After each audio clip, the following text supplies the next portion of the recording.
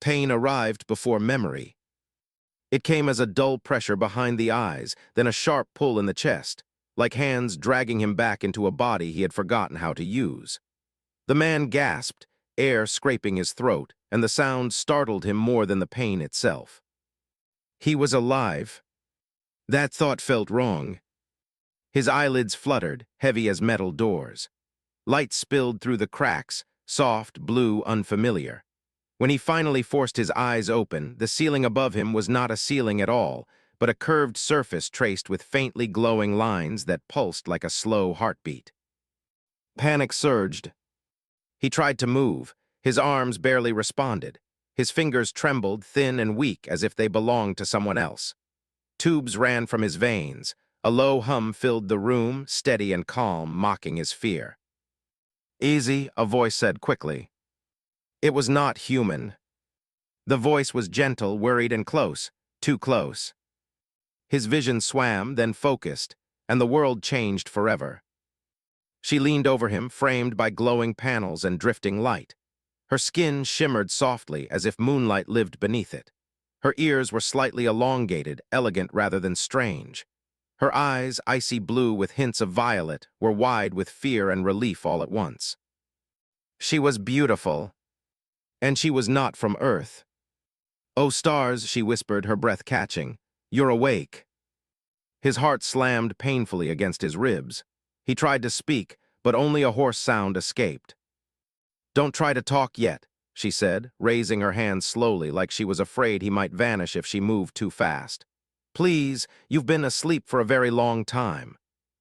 He stared at her, searching for something familiar. A dream? A hallucination? His mind grasped for memories, sirens, heat, a blinding flash, but they slipped away like water through broken fingers. "Where?" he managed. The effort burned. Her expression tightened, worry deepening. She pulled back slightly, giving him space, but did not leave. Her long hair shifted over her shoulders, dark strands catching the light. A simple cloak rested around her frame, elegant despite its plainness. "My name is Lyra," she said softly. "I'm sorry, I didn't expect you to wake today, or ever if I'm being honest." That was not comforting. He swallowed. "Human?" he asked weakly, unsure why the word mattered so much. Lyra nodded quickly. "Yes, you're human and you're safe." The word safe rang hollow. He looked down at himself. His body felt wrong, lighter, weaker, older and younger at the same time. Panic crept into his chest. "How long?" he asked. Lyra hesitated. That pause terrified him more than anything else. She took a breath, steadying herself. Her eyes shone, glassy in the glow of the room. "Careful, human," she said gently. "You've been in a coma for over 20 years." The room tilted. 20 years. His breath came fast and shallow. Images slammed into his mind. Earth's blue sky, the smell of rain on concrete, laughter he could no longer place. 20 years meant everyone he knew was gone, changed, or dead. "I'm sorry," Lyra whispered, her voice breaking. "I know that's not what you expected to hear." He squeezed his eyes shut, fighting the darkness threatening to pull him back under. "Why?" he asked. "Why am I here?" Silence stretched. Outside the blurred walls, something massive shifted, casting long shadows across the room. The hum deepened, like a distant engine adjusting its course. Lyra glanced toward the shadows, then back at him. "Because," she said slowly, "you didn't just survive, you were important." That word landed heavy. She reached out, hesitated, then gently took his trembling hand.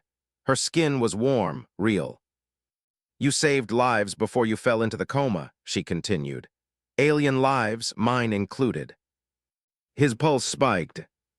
"I've been watching over you ever since," she admitted, "even when my people told me to let you go." The lights flickered once. Somewhere far away, an alarm chimed, soft, almost polite, but unmistakably urgent. Lyra's eyes widened. "They know you're awake now," she said, tightening her grip, "and not everyone will be happy about it." She leaned closer, her worried face filling his fading vision. "Rest," she whispered. "When you wake again, everything you believe about humanity will be tested." Darkness claimed him once more, and this time it was watching him back. When he woke again, the silence felt deliberate. Not the empty silence of sleep, but the kind that waits. His eyes opened faster this time. The ceiling still curved above him, glowing faintly, but the light had shifted, warmer like a fall sunrise. His chest rose without pain. His hands responded when he flexed them, though weakness still lingered, a reminder that his body had been forgotten longer than he had been asleep. Lyra was gone. That realization struck harder than expected. Panic crawled up his spine. He turned his head, scanning the room. The tubes were fewer now, the hum softer. The walls shimmered with symbols that rearranged themselves as if reacting to his gaze. Lyra, he called. His voice sounded older than he remembered. A door slid open without a sound. She entered quickly, relief flooding her face when she saw his eyes open. Her cloak swayed with her steps, catching the light like flowing water. "You're still here," she said, exhaling as if she'd been holding her breath the entire time. "So are you," he replied, a pause. "That helps." Her lips curved into a small, tired smile. "Good, because I was afraid you wake alone. That wouldn't have been kind." She moved to his side and adjusted a hovering panel dismissing streams of glowing data. He caught glimpses of symbols, star maps, and unfamiliar anatomy diagrams, some human, some very much not. "What's your name?" she asked suddenly. He frowned. The question felt unfair. His mind stalled. Panic fluttered again. "I don't know." Lyra's smile faded, replaced by careful calm. "That's all right. Memory loss is common after prolonged stasis. We'll take it slowly." She hesitated. "May I tell you what we called you?" He nodded. "The sleeper," she said quietly, "and sometimes the anchor." Neither sounded human. She helped him sit up. The room responded, shifting angles so he didn't fall forward. His body trembled with the effort, but he stayed upright. "What year is it?" he asked. Lyra looked away. "That question never ends well," she said. Then she met his eyes again. "By Earth reckoning, it would be the year 2471. The number meant nothing at first. Then everything did." He laughed once, short, sharp, and hollow. "That's not funny." "I know," she said. "I wish it were." The laugh died. "Earth's." Her silence was answer enough. "It still exists," she said carefully. "But not the way you left it. Humanity spread, fought, learned, and eventually changed." He stared at the glowing floor. "Did we survive?" "Yes," she said quickly. "You did more than survive. Humans are known across systems now, respected, feared, admired." He looked up sharply. "Feared." Lyra exhaled. "You have a reputation for doing impossible things when cornered." That sounded familiar in a way that hurt. Before he could ask more, the lights dimmed. A low chime echoed through the room. Lyra stiffened. "They're calling me," she said. "The council sensed your neural activity spike." "Council?" he asked. "Not my people alone," she replied. "An alliance, many species, many opinions." None of that sounded safe. She hesitated at the door, her hand hovering over the control. "There are things you should know before they see you," she said. "Things I wasn't allowed to tell you earlier." "Like why I was kept alive?" he asked. "Yes," she said softly, "and why some of them would rather you hadn't woken at all." The door slid open halfway, revealing a corridor of shifting light and distant movement. Tall silhouettes, unfamiliar forms, eyes that glowed in colors he had no names for. Lyra stepped back toward him instead of leaving. "You were injured during a first contact conflict," she said quickly. "Your ship was destroyed. Your body should not have survived." "But it did," he said. "Because you protected civilians," she continued. "Alien civilians. You shielded an evacuation corridor with your own ship. The impact put you into a coma, but your defiance changed everything." His chest tightened. "That corridor," she whispered, "saved my city." Their eyes met. "That's why I stayed," she said. "For 20 years while politics argued over your worth." The corridor lights flared brighter. They want to decide your future now, Lyra said, as a symbol or a weapon. He swallowed, and what do you want? Her answer came without hesitation. I want you to choose, she said, even if they hate me for it. She extended her hand again. Outside the room, the waiting presence pressed closer. And for the first time in 20 years, the universe held its breath, waiting to see what a human would do next. The corridor stretched before him like a living river of light.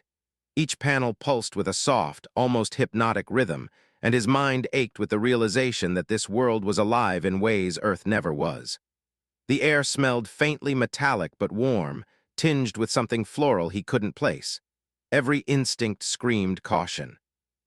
Lyra's hand stayed on his, steady and reassuring, though he noticed her fingers trembling slightly.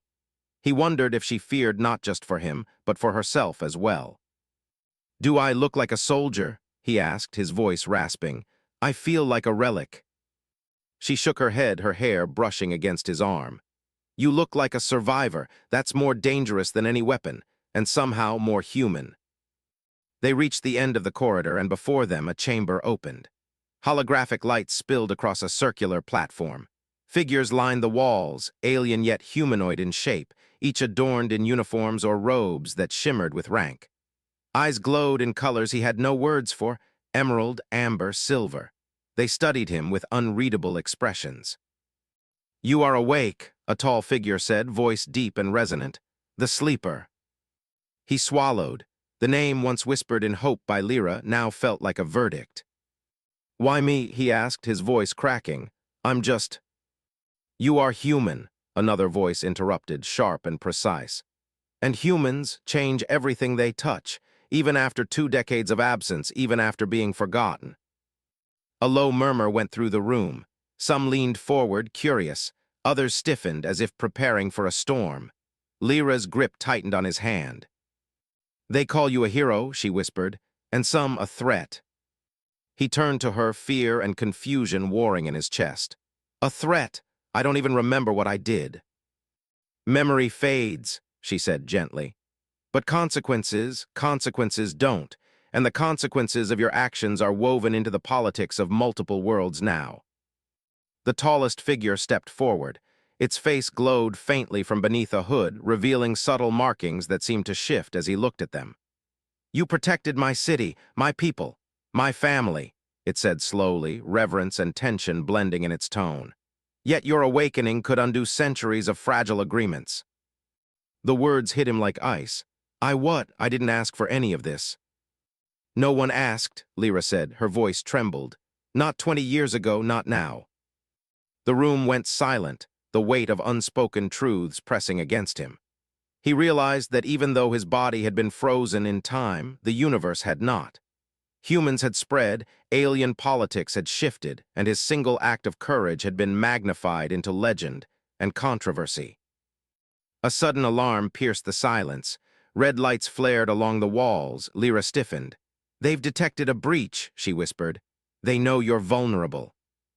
Before he could ask, the chamber doors exploded inward. Figures cloaked in dark armor stormed in, weapons humming with deadly energy. Take him, one shouted.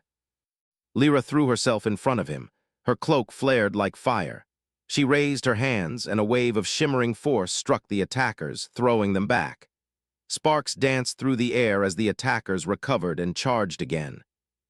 You should run, she yelled. I'll hold them.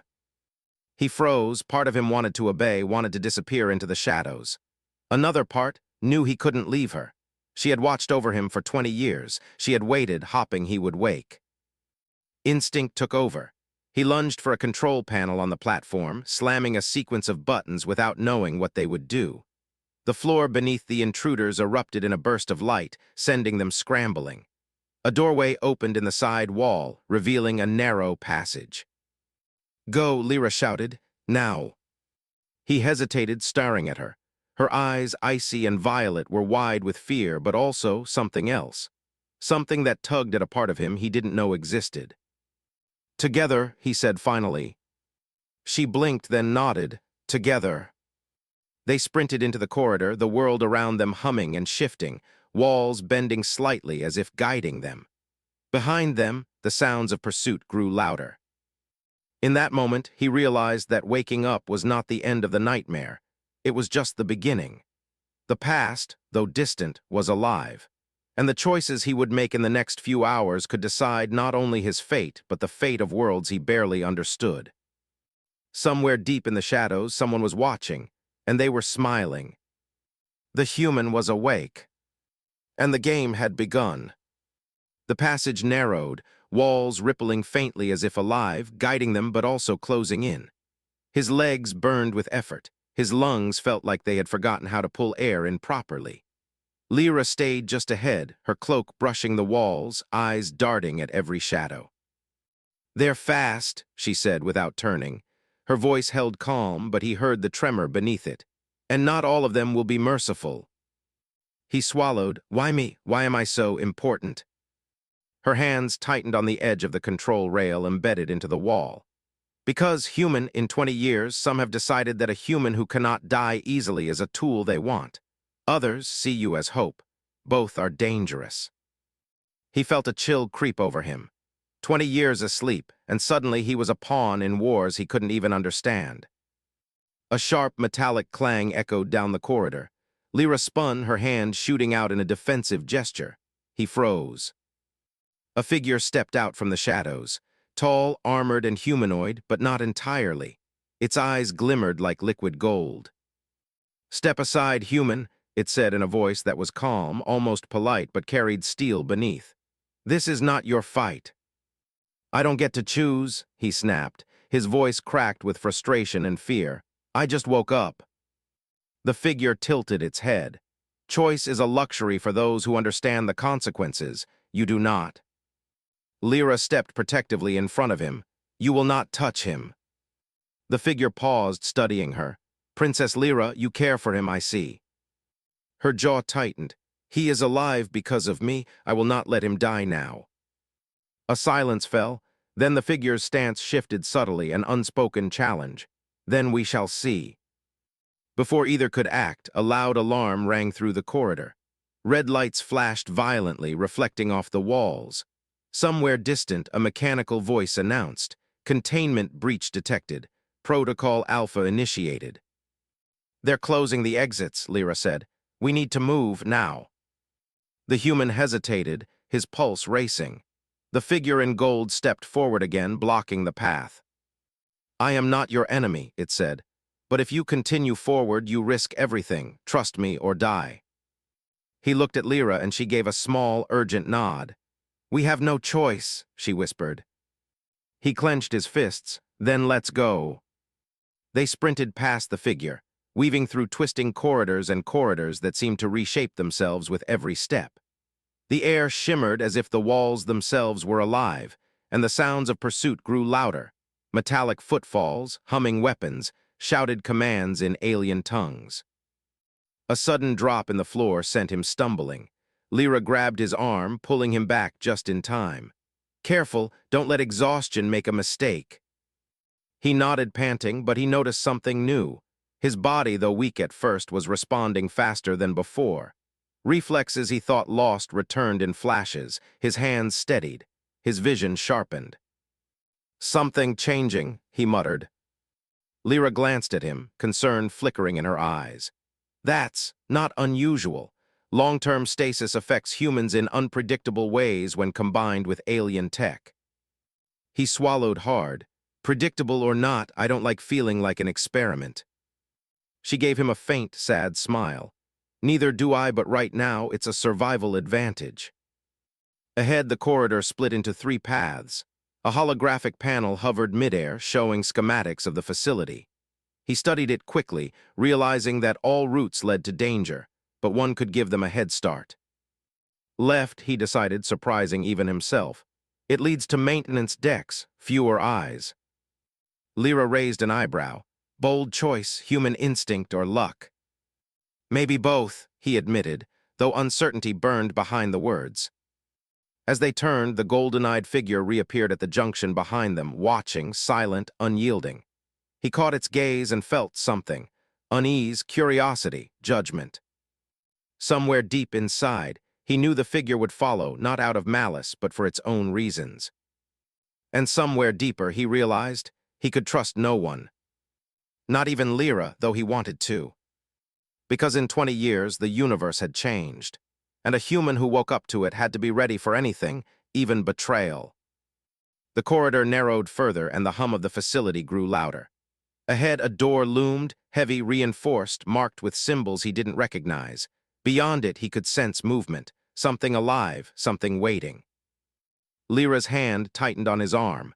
"Whatever's behind this door," she said, voice low, "we face it together." He nodded. "Together," he repeated, the word anchoring him against the rising storm. And as the door slid open, the shadows inside shifted, revealing a secret he never could have imagined. A human, alive, and awake. The same question burned in both their eyes. How many of us are really left? The chase had become something far more complicated. The past had returned, and it had a face. The figure in the doorway froze as their eyes met his. It was a human, but older, taller, and sharper than he remembered himself. His chest tightened. Memories flickered, half-formed like shadows in fog, laughter, hands reaching, voices calling, a life he could not fully grasp. You're awake," the figure whispered. The voice held disbelief and something heavier, regret. I woke up," he managed, every word strange and foreign on his tongue. Who are you?" The human stepped forward cautiously, hands raised in non-threatening motion. "Name, Daniel," he said, "and you're the sleeper." Recognition hit him like a punch, sleeper. That title carried weight, fear, and admiration across stars. He shook his head. I don't understand. 20 years, what happened?" Daniel's eyes darkened. "Everything changed while you were gone. Earth, humanity, we survived, but not as you knew it. There were wars, treaties, betrayals, and we've been waiting for you to wake." The new arrival's presence made the air heavier, charged with unspoken history. Lyra stepped closer to the sleeper, her hand brushing his arm instinctively, offering reassurance. She gave a tight smile. "This is complicated, but you can trust him, mostly." The sleeper studied Daniel. Something flickered in recognition, fear, hope, something buried beneath decades of separation. "Mostly?" he asked, suspicion tinged with fatigue. Daniel hesitated, his jaw tight. "I've seen what humans can do, sleeper, and I've seen what humans want. You might not like what the galaxy became without you." Before he could respond, the ground beneath them shuddered. The reinforced door behind them slammed shut with a mechanical clang, and the facility's hum shifted, growing louder, almost sentient. The walls pulsed with glowing lines, responding to movement or threat. "They're locking us in," Lyra said, urgency sharpening her voice. "They don't want us talking." Daniel glanced around, assessing the room. "If we stay here, they'll catch us. We need to move now." The sleeper rose to his feet, still shaky but determined. "Then we move," he said. The words felt like reclaiming a part of himself that had been frozen in time. The trio navigated a twisting series of maintenance tunnels, far narrower and dimly lit than the luminous corridors they'd fled before. Every echo of their footsteps felt amplified, as if the walls themselves were listening. Daniel led the way, moving with precision born from years of survival, while Lyra kept pace, glancing back constantly. "So humans spread across the stars?" the sleeper asked, voice low. "We changed." Daniel exhaled slowly.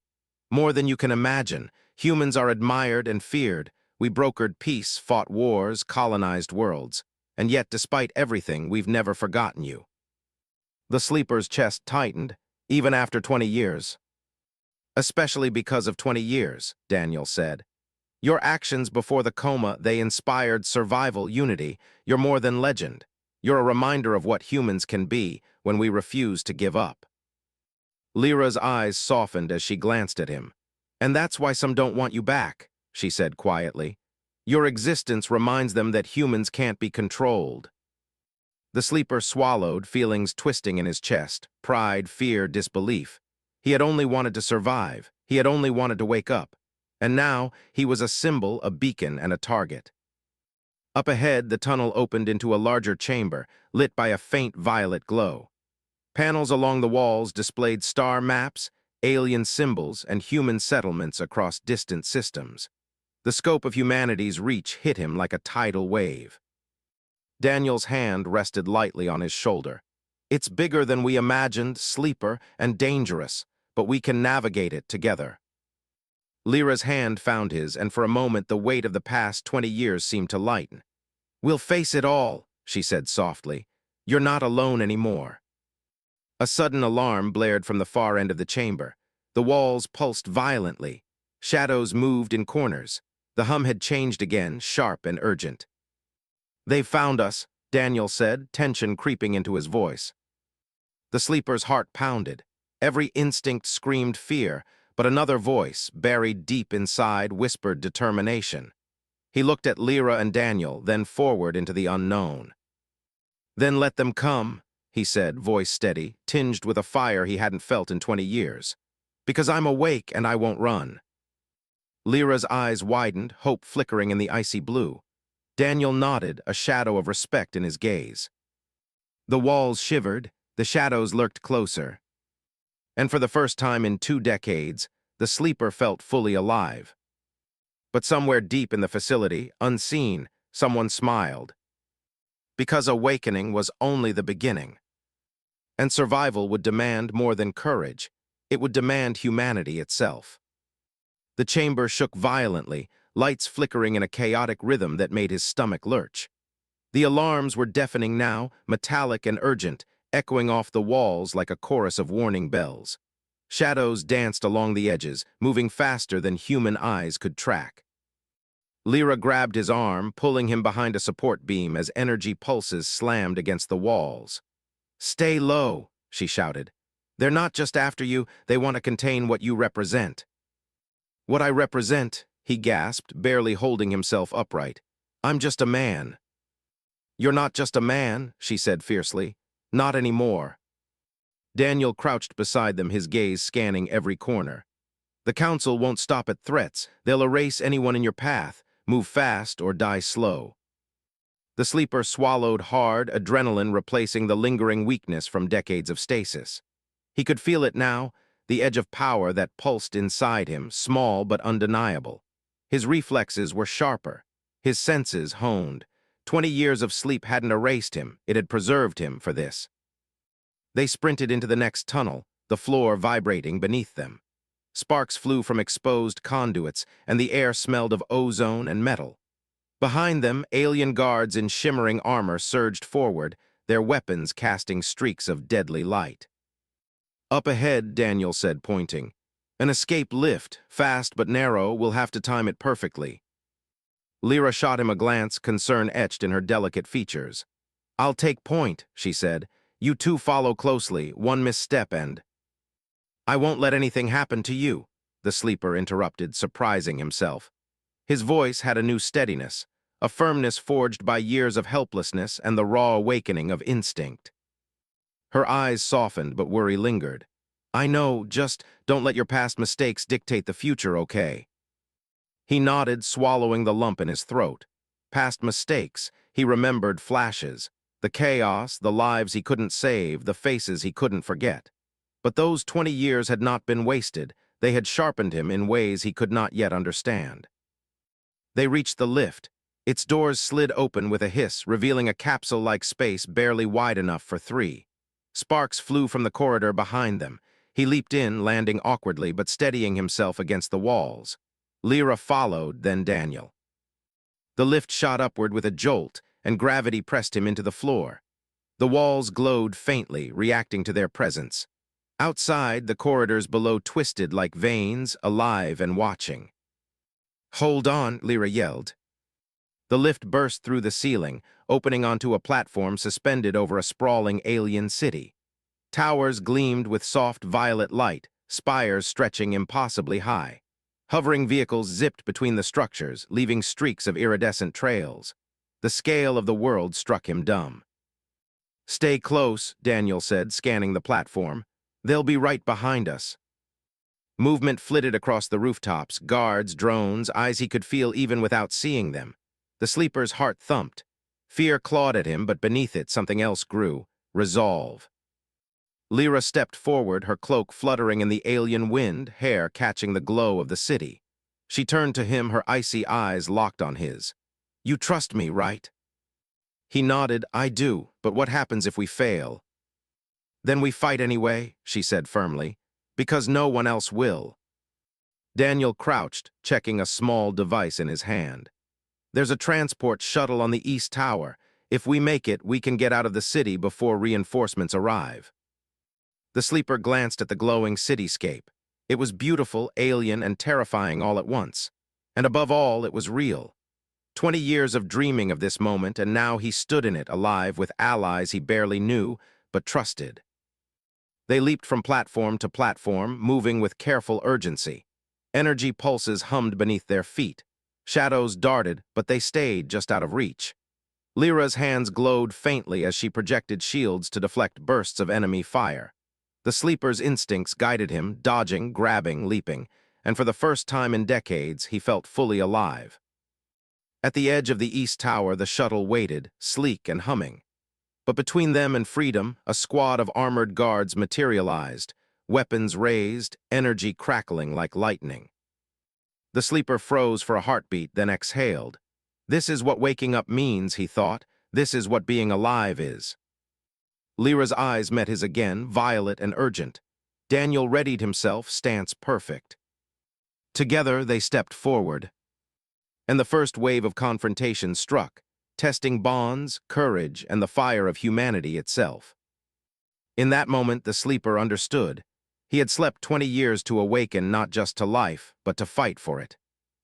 And fight he would, no matter the cost. Because humanity and his heart refused to be contained. The city below trembled with the promise of war and of hope. The battle was only beginning. The shuttle's engines roared to life, vibrating under their feet, casting a soft violet glow over their faces. Below, the city was a sea of energy and motion, lights streaking across towers, alarms flashing, and distant sirens mingling with the hum of alien machinery. But above all that chaos, the sleeper felt something he hadn't in 20 years: control. "Go," Lyra shouted, and the shuttle lurched forward, lifting off the tower with a grace that defied physics. Behind them, alien guards fired in a frenzy, energy bolts arcing through the air. Shields shimmered across the shuttle's hull, deflecting every strike. The sleeper gripped the railing, chest pounding. For a moment, he allowed himself to look at Lyra. Her cloak whipped in the wind, hair glowing in the ambient light, eyes wide with exhilaration and fear. In that instant, he understood the depth of her care, the decades she had spent watching over him, protecting him, hoping he would wake. Daniel was already at the control panel, fingers moving with precision, scanning the sky for threats. "They're not giving up," he said grimly. "We'll need to take a shortcut through the upper ion currents to evade them." The sleeper nodded. "Show me I'm ready." And he was. As the shuttle sliced through the glowing currents of the alien sky, the pursuit intensified. Energy bolts streaked past them, some hitting the hull with sparks and deafening clangs. Every maneuver tested their coordination, their instincts, and their trust. Lyra's hands glowed faintly as she projected barriers to deflect the worst of the fire. Daniel steered with unmatched skill, weaving through currents, over towers, and under massive floating transports. And the sleeper, he reacted instinctively, shifting his weight, holding balance, assisting in energy redirection when shields flickered. He was no longer the weak man who had woken in that glowing room. He was awake. A sudden jolt rocked the shuttle. Alarms blared as a massive energy surge hit them. The floor tilted, throwing him against the sidewall. Pain shot through his arm, but he pushed it away, forcing himself upright. "You okay?" Lyra shouted, gripping his hand. He nodded, determination burning in his eyes. "Never better, let's finish this." Daniel leaned close, his expression tight but resolute. "Upper currents are close, hold on, it's going to be rough." The shuttle shot into the turbulent stream, wind and energy whipping past them like wild lightning. The pursuit faltered slightly, the currents too chaotic for the alien guards to maintain precision. Every second in the stream brought them farther from danger and closer to freedom. Then came silence, not the quiet of peace but the tension of anticipation. The shuttle broke free from the currents and leveled out, hovering above a remote alien landscape. No city, no chase, just soft violet light and calm. Lyra exhaled, releasing his hand. "We made it," she whispered, voice trembling. Relief and exhaustion mingled in her tone. Daniel leaned back, wiping sweat from his brow. "For now," he said, eyes scanning the horizon. "But they'll regroup. This isn't over." The sleeper looked out at the alien world below, breathing deeply. His body still ached, his mind still reeled from everything he had seen and lost. But beneath that there was clarity, a sense of purpose, a spark of hope. He turned to Lyra, her violet eyes reflecting the light of distant stars. 20 years asleep," he said quietly, "and I wake to this, to you and this world." Her gaze softened, a rare smile touching her lips. "You were never really gone," she said. "I've waited for this moment every day, hoping you'd come back to me." His chest tightened. The emotions he had buried for decades, the fear, the loss, the longing, rushed forward.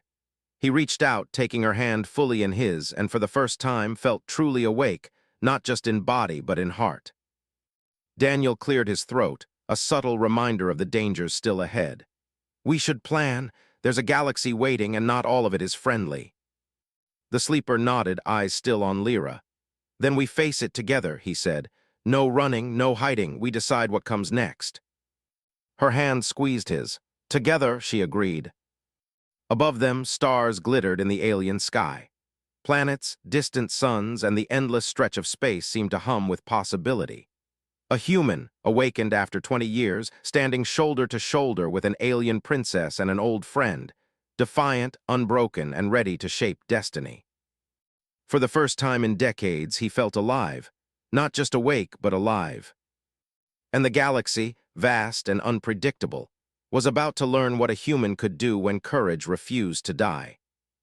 The shuttle lifted higher, leaving the city behind, and for the first time he allowed himself to hope. Because humanity, messy, stubborn, remarkable, had returned. And nothing would ever be the same again.